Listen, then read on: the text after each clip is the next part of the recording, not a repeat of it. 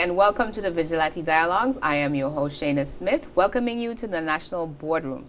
With me this evening, I have Mr. Christopher Varlack from the Records and Archives Management Unit, and he'll be sharing with us about an upcoming event and activities from the unit. Mr. Varlack, welcome back. Thank you, Ms. Smith. It's a pleasure to be here. So I hear the unit has a big event coming up.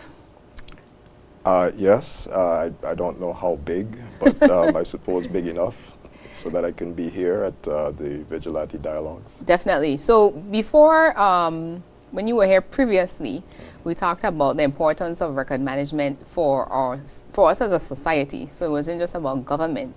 So in May now, we have Records May Day that's coming up. Yes. And we're going to share some information now about that with our audience.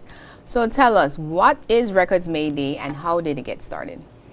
Okay, well, Records May Day is an annual observance that was started in the United States after the passage of Hurricane Katrina and a few others in the Gulf Coast.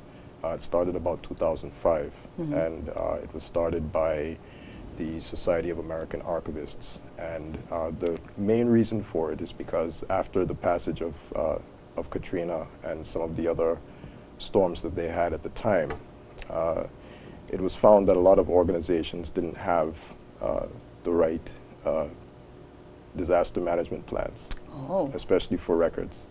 And so the Society of American Archivists, as a professional organization, determined that some attention needed to be drawn to that.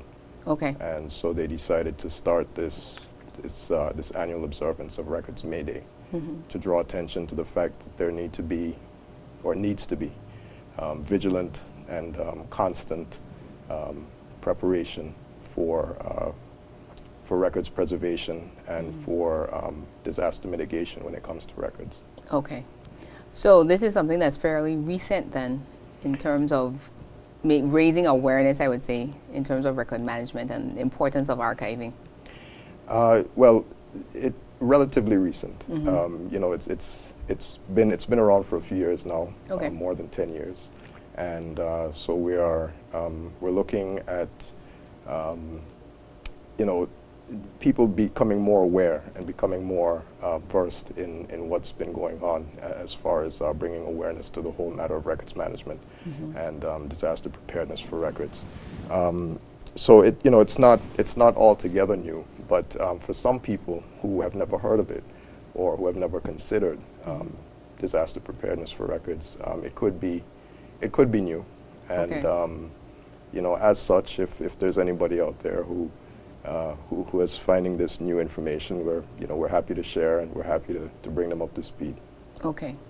So how does Records and Information Management Month, which I'm assuming is also in May, and the Records May Day relate to each other? Well, actually, Records and Information Management Month is in April. Okay. And normally what we do each year is we take the last week of April and run it right into May, so that there's a continuation. And the reason that we do that is because we found that one of perhaps the biggest needs in our community is for disaster management information as regards records. Okay. As you are probably aware, we have quite a number of people who store records around town and around the outskirts of town. The downside to that, while it may be convenient to do that as far as business goes, is that a lot of these areas where records are stored are in very low-lying areas or close to the sea. And as you also know, we are at risk for severe hurricanes, but also for tsunamis. This year, I think the tsunami exercise that was done by the Disaster Management Department, they've had the largest, since they began, the largest participation, since they started that. So people are aware that tsunamis are a threat and that earthquakes are also a threat. So, it's something that we have to be very, very careful about because we don't want to lose a lot of our valuable records. And that's very key, because for businesses now, if you lose your records, then it disrupts business, can disrupt business for a very long time. Sometimes permanently. Yeah, yeah. So yeah, it's important. You know, it's interesting. I did a business continuity course sometime maybe in the past 2 years, and something that those of us taking the course came to realize is that a lot of organizations in the territory are really not prepared for a serious event as it pertains to business continuity. So there's a lot of work to do, and it's a multifaceted approach. It's not just a matter of taking some records tips and just putting them into play. There's a whole sort of range of disciplines that come to bear on that. Okay. And when we start talking about some of the tips, you'll see some of that as we go along. Okay, great. So why is Records May Day so important? Well, as we've been saying, there are a lot of records that are created for the purpose of just current business. But in the course of creating those records, one of the things that we also do is that we start to create institutional knowledge and history. And if we lose a lot of that, then we lose where we've come from. So in the government, for instance, we have records in the archives that date back over 300 years, which is great.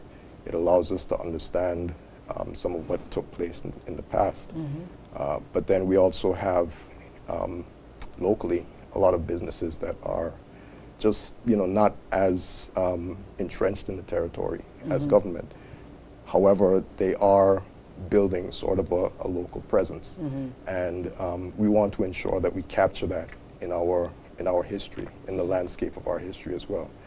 It's like a puzzle, like a tapestry that you're putting together, and each of those components is important. Yeah, and that's one of the things where we spoke last time in terms of the importance of the archives and how the records are actually kept so that they're preserved for many more years, because we may think that 300 years is a long time, but we actually want to keep them as long as possible for many more generations to be able to have access to that information from the past as well as even now, which will become past, soon. Yeah, exactly. So that's the importance that we're talking about today. Yeah. Okay. Well, we'll take a break here, take a word from our sponsors, and be right back. Welcome back. You're tuned into the Vigilate Dialogues. I am your host, Shaina Smith, welcoming you to the National Boardroom. With me today, I have Mr. Christopher Varlack, the Chief Records Management Officer at the Archives and Record Management Unit of the Government of the Virgin Islands. So today we're talking about Records May Day and the importance of record keeping and archiving. And we left off in terms of talking about why Records May Day was so important. So in what ways can people take part in Record May Day? Well, people can take part by, first of all, going to our Facebook page and going to the government website and downloading some of the tips that we put up there for records management and for just general disaster preparedness for records. We've created a poster, which I have here. I don't know if you want me to show it or if they'll cut away, but we want people to go and download it, share it with their friends, share it with their family, share it with their colleagues, share it everywhere, and but download it for themselves and start to put things into practice. For organizations and businesses, they can begin to assign officers and people within their organizations to be responsible for certain things. They can create schedules for these things that they're going to do, these activities, and do them throughout the year, because that's how we've set up the guidance, so that you can do something every month throughout the year, so that your preparedness remains constant. Okay. Right, and it's important to actually divide the work, so that people in your organization become familiar with what's going on. You can have drills. You can begin to, really put these things into practice and ensure that everybody's familiar with what needs to happen at the time that it needs to happen. And we've really tried to to provide practical advice. Everything doesn't have to cost money. But if you take a little time and just do a little bit at a time, you'll be able to get to where you need to be. And for those things that do cost a little bit of money, I can assure you at the end of the day it's well worth it. Because and very often we think, oh, they're just records, but that's until we actually need them, and then we realize, oh, yes, I should have. Yeah. Yeah. So if we look at the poster here, for instance, we've divided the first section up January to April. And one of the things that we're trying to encourage people to do is to conduct a record census. Okay. Essentially, that's an inventory of all your records, wherever they are, whether they're in your office, whether they're in an off-site storage location. Just conduct a record census so that you have an idea of what you have. Okay. I used the example when I was speaking to somebody else about having a shop, just the basic example. And you had 10 cans of soup. And your customer comes in and they want some soup. Do you have any soup left? You go to the storeroom, you're looking for the last 2 cans of soup, can't find them. And you had 2 cans of soup left. Well, it's a similar thing when you're looking for records. And depending on the value of those particular records, it could mean a significant amount of money that you lose because you don't have the information that you need to have. Or it could mean the difference between you retaining a customer and that customer actually deciding they're going somewhere else because they feel like you're wasting your time and you don't have your business together, right? So conducting record censuses are very important. You can do it once a year, twice a year, 3 times a year, however many times in a year you need to. It's important. And because records are not only physical records, because they're not only paper, it's important to do that in your databases and with your electronic records as well. So everybody needs to be on board. Your IT people, your administrators, everybody. Okay. Right. And then if we go to May and June, one of the things that we talk about is cleaning records, right? What a lot of people these days are beginning to understand is that you can't just leave records as they are and not expect that there's not going to be some backlash. Records are like anything else. If you have them in your environment, they need to be cleaned. And why? Because they get dusty, they get moldy. Mold loves paper. That's what it feeds on. And if you have these things in your environment and your environment is moist, as many of them are, we live in a tropical environment. Yeah. With AC. A lot of people can't afford to keep their AC on all the time. So they turn it off at night. They come back in the morning, they turn it on. Well, you've got a little bit of mold growth from the night before. It gets into the rest of your environment, back into your records, and actually mold will go and hide where it feels most comfortable. And if there's food, which paper, it will stay there. It will flourish. Yeah, it will flourish. So it's important to clean the records. And one of the things that we try to encourage people to do is to use natural cleaning agents, no chemicals. There are some companies that do cleaning of buildings and rooms and that type of thing, and they tell you, oh well, these chemicals are safe, you can put them on everything. We don't advise that. And we try to let people know that there are ways that you can use natural, non-destructive chemicals to clean your records, right? Okay. There are other methods that you can use as well that are, probably not as time-consuming, but just try to encourage people not to use any chemicals. Okay. Right? So in terms of storage, what about, again, you're trying to put in a protective environment. Will we look at putting things in like airtight containers as part of the strategy in terms of keeping records safe? Yeah, well, the interesting thing about paper is that it actually breathes, right? It can take in moisture. You know, I don't know if you've ever seen this kind of dynamic. Sometimes you pick up a piece of paper and it seems very soggy. You know, it hasn't touched any water. Yeah, but it absorbs it from the air. From the moisture in the air, right? And, you know, it can also dry out as well. You know, you've seen very yellow and brittle paper. And so in terms of the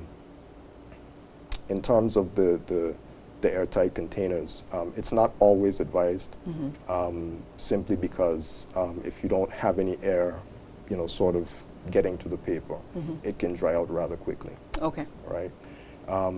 There are situations where, perhaps not for paper records, but perhaps for other types of records. You may have records stored on tape. You may have records stored on hard drives.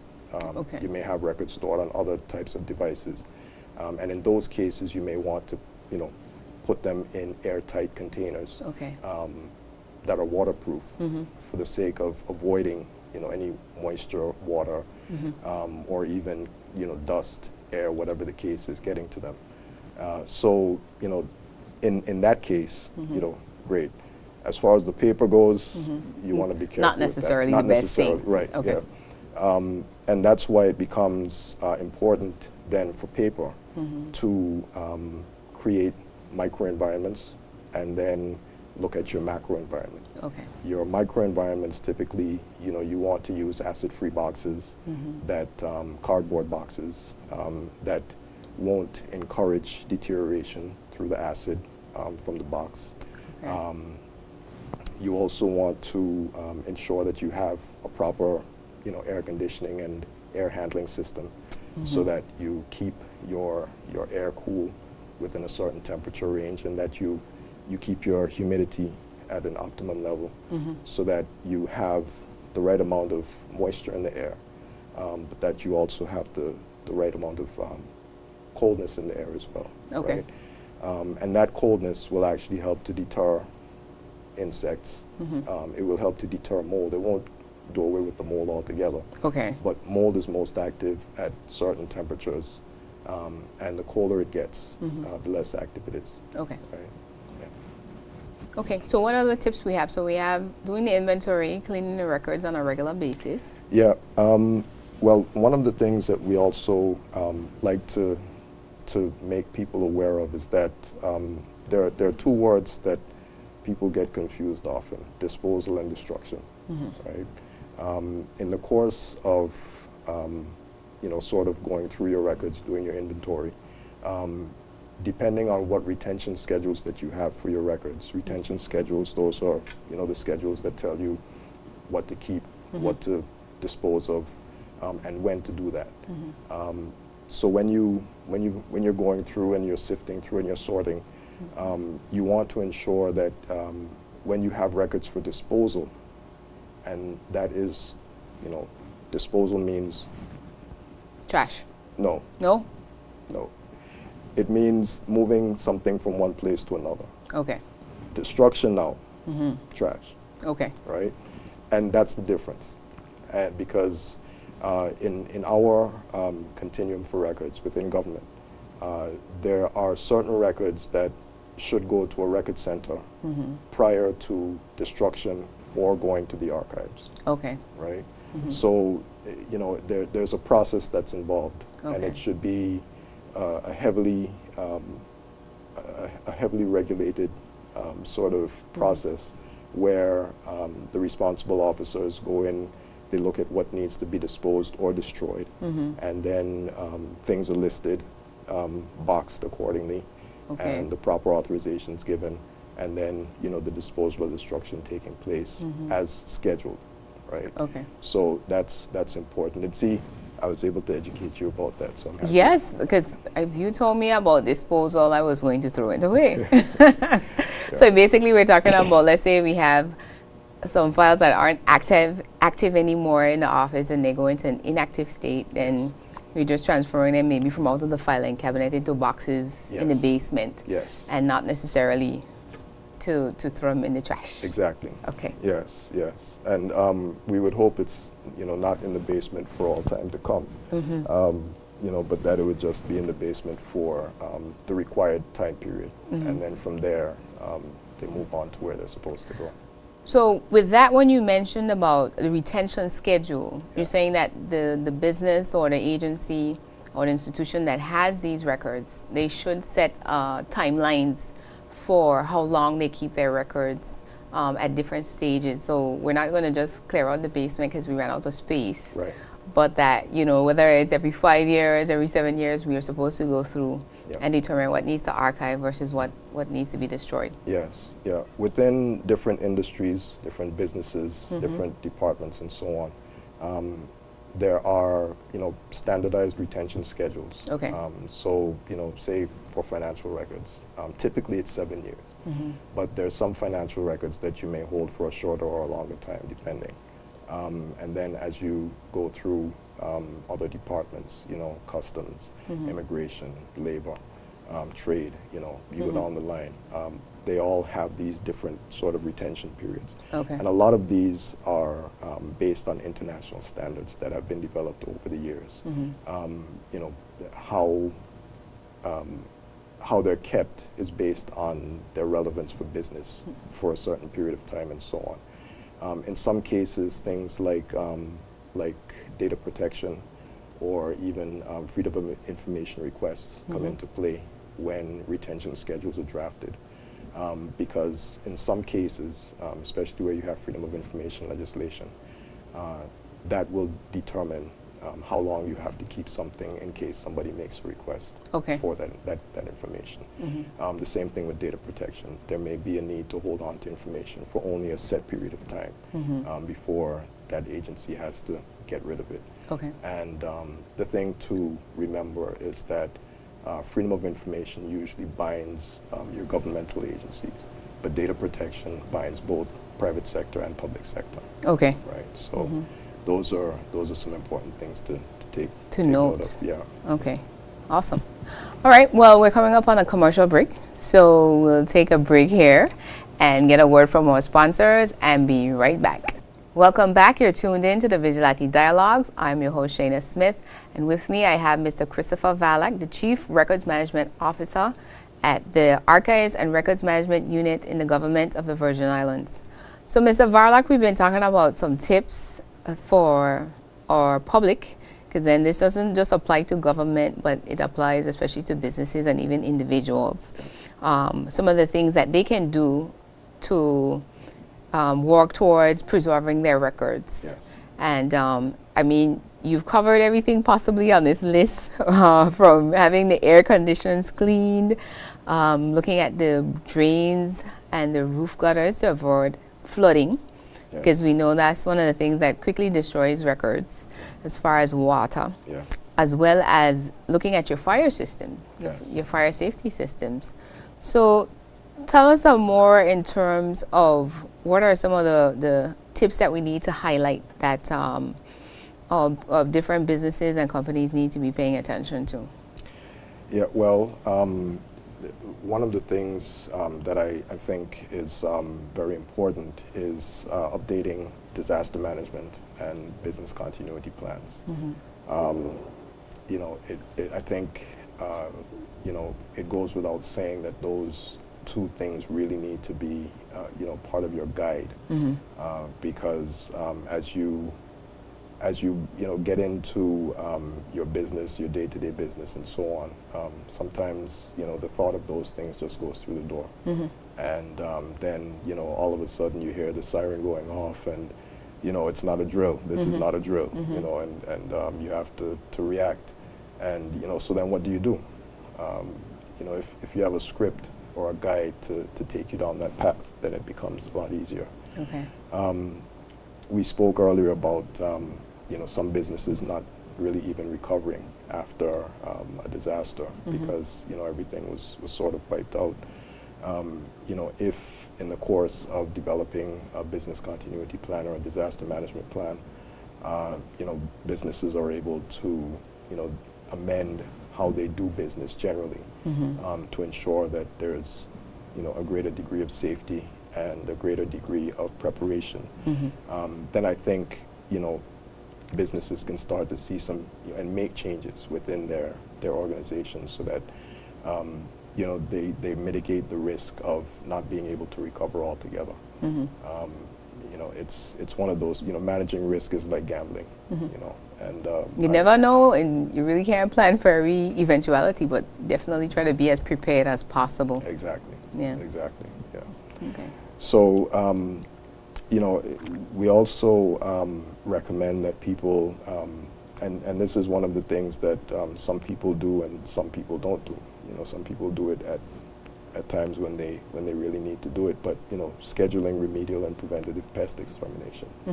You know, as simple as it might seem, you know, if you have a business, especially a restaurant or a hotel, or you know, even if it's, you know, a regular office, you know, if you have customers seeing vermin running around and, you know, that type of thing, you know, they may just get, you know, really turned off. And the sad thing is that, you know, a lot of insects, mice, rats, you know, they eat paper. You know, termites, they eat paper. We have lost a lot of records over the years to termites and to insects, you know, silverfish, you know, just, you know, things eating through books and eating through paper and all this type of thing, and then rendering them unusable. And you know, so it's very important to ensure that that preventative pest extermination and remedial pest extermination is scheduled and it's kept up to date as you go along. Okay. So, no, I was just going to reiterate your point where, you know, we've been talking about from the beginning in terms of the importance of the environment that our records are stored in. So, you know, every possible thing that would impact that, we have to think about in terms of our records management system. Yes, yes. Okay.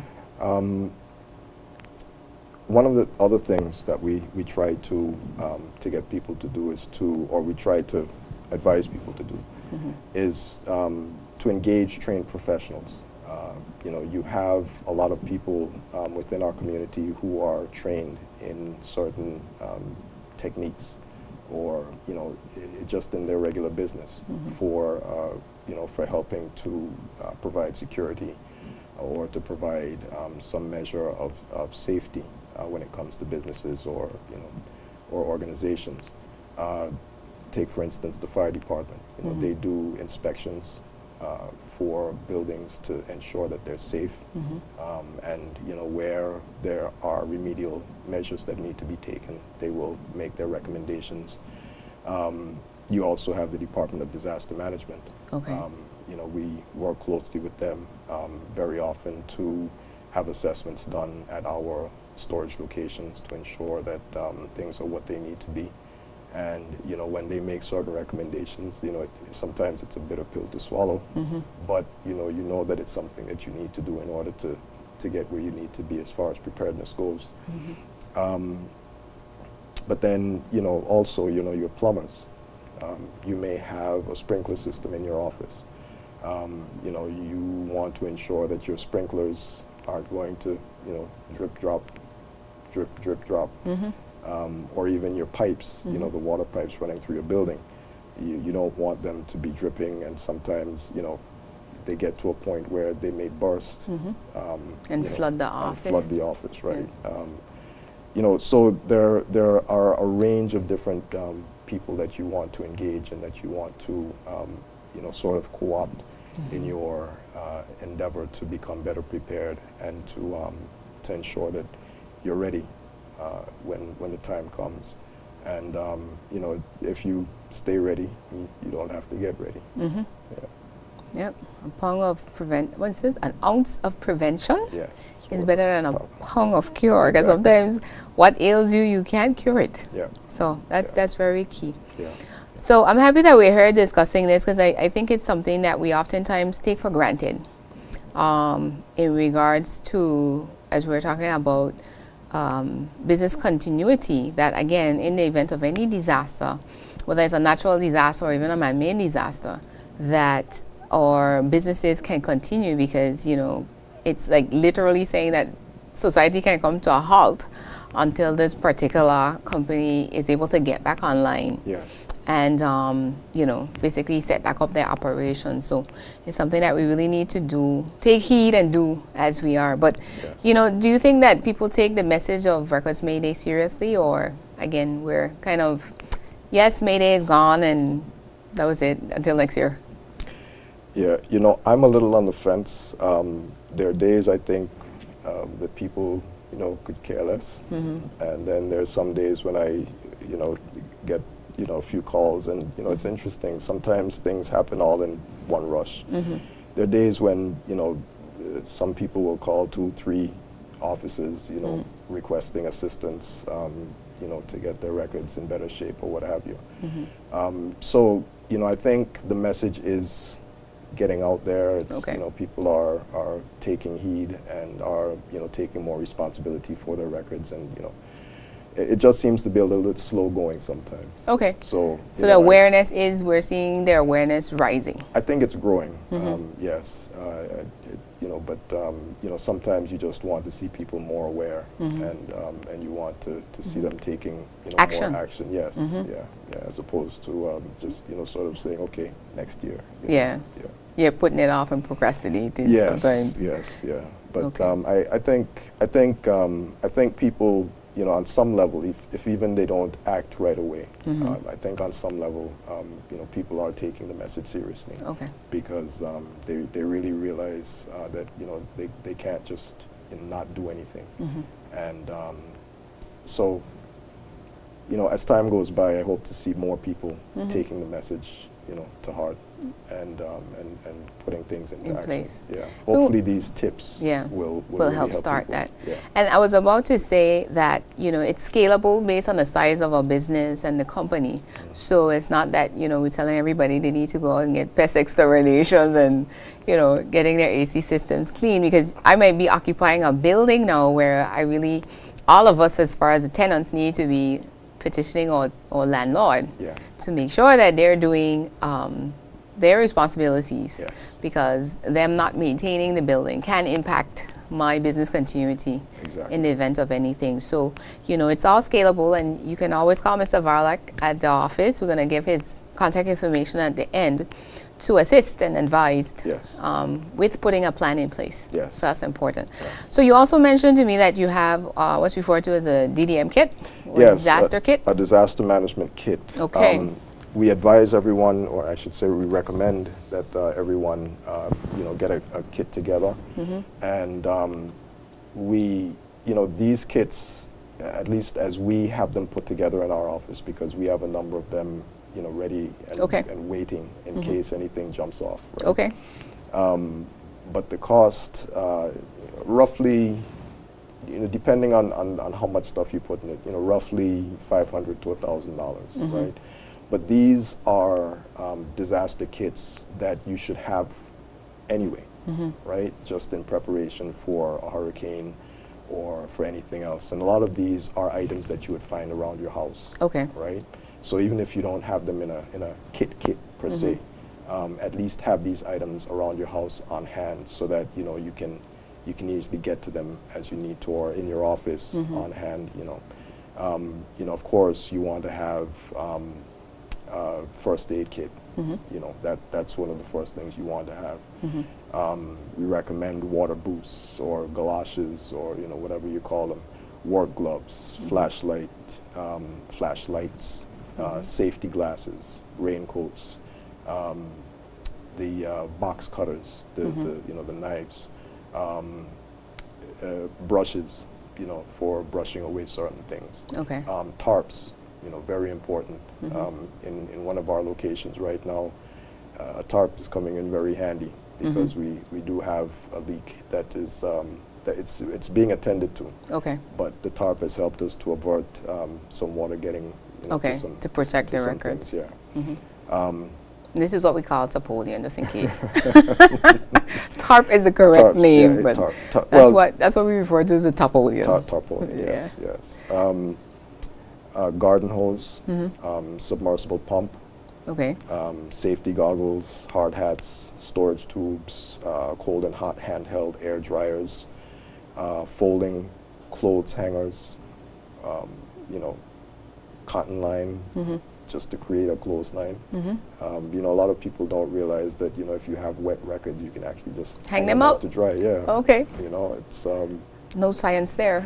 no, it's one of those things. It's quick and simple. Ziploc storage bags, toolkits. Make sure you have a good hammer and screwdrivers and things around.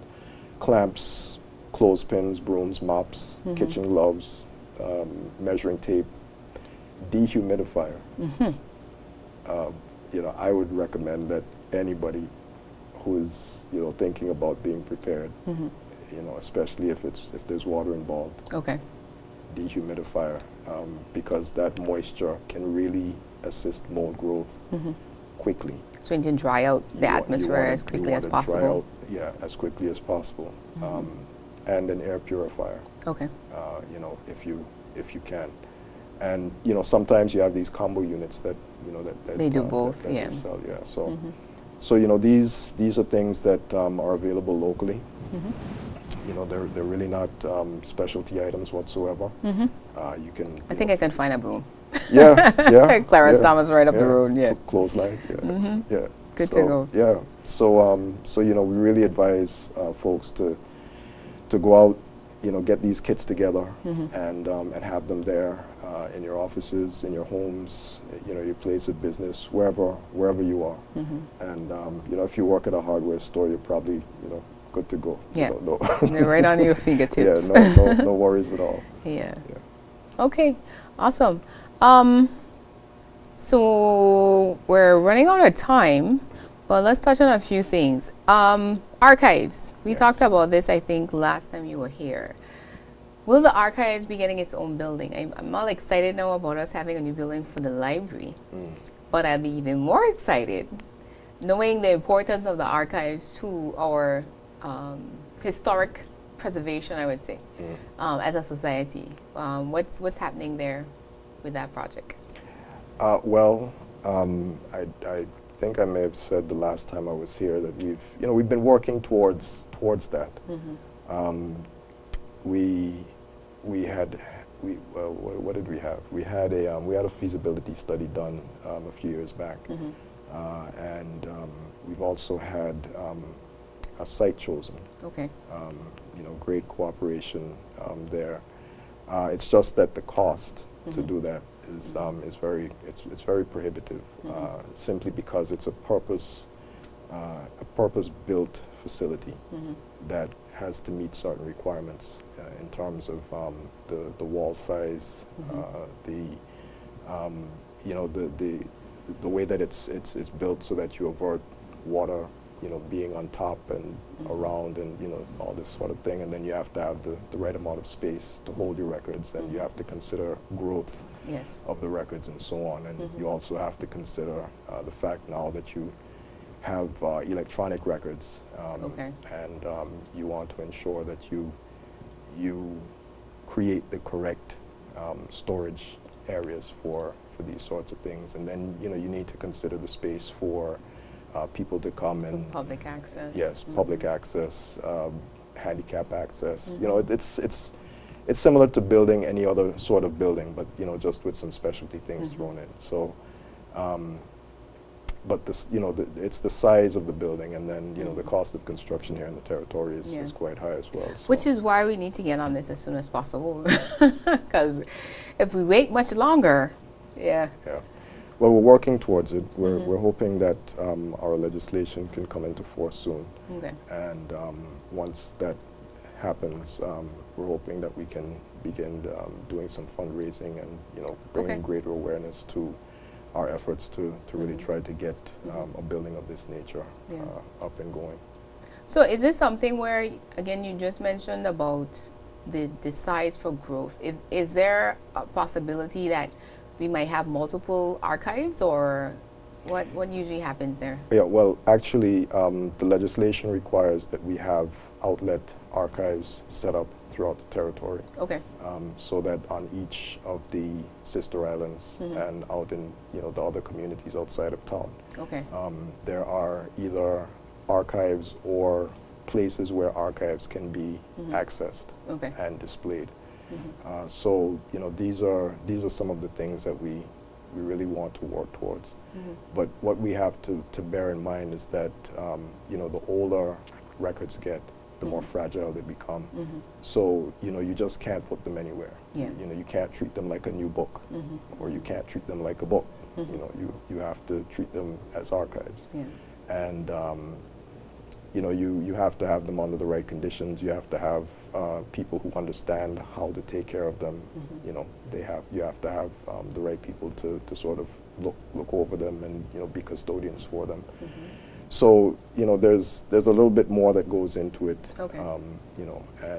But yes, to answer your question, Okay. yes, we're because supposed to have that. we're talking about mitigating risk. So if I go put everything in one building and then something happens to that building, as much as design we go into, Yes. then it's kind of like saying you lose everything. So. Yeah. Well. And then there's always limitations as well. So this one might serve as well for 25 years, and we run out of space.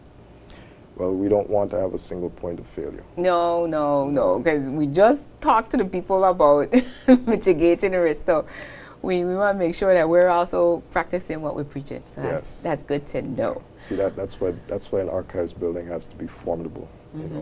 Yeah, it'd be like a fortress, basically. Yes. Yeah. Basically. Yeah. Underground bunker. Mr. Varlack, we've come to the end of our time. Please give our audience contact information for you in the event they want more information about May Day, or even just about their records management systems that they may have in their offices or even at home. Okay, sure. You can contact us at 468-3044. I'm asking everyone to go to our Facebook page, which is the Virgin Islands National Archives, and to look for the poster, download it, give us a thumbs up, a like, and or you can go to the government's webpage and download the information as well. Okay. But call. Or you can send us a message on Facebook. You can send us a message via email as well. If you call, you can get that information, or if you get to the website, the email addresses are there for us as well. Okay. And just engage with us. Talk to us. Let's start a conversation that can keep going the whole year round, and let's really try to get prepared and save our records. Definitely. Mr. Varlack, thank you for coming by, and welcome to come back anytime, because this is a very important topic. So, I'm more than happy to have this conversation about how we have a better records management in our territory. Ms. Smith, thank you very much. I appreciate you, and I appreciate your time and the support. All right. Thank you. You've been tuned in to the Vigilate Dialogues. I'm your host, Shaina Smith. And if you have just missed this conversation about archives and record management, you can actually tune in on our YouTube channel, Vigilate Dialogues, or we're back on Channel 51 on Sundays at 3:30 p.m. and Mondays at 8 p.m. This is your host saying, let us continue to change the conversation for a better Virgin Islands.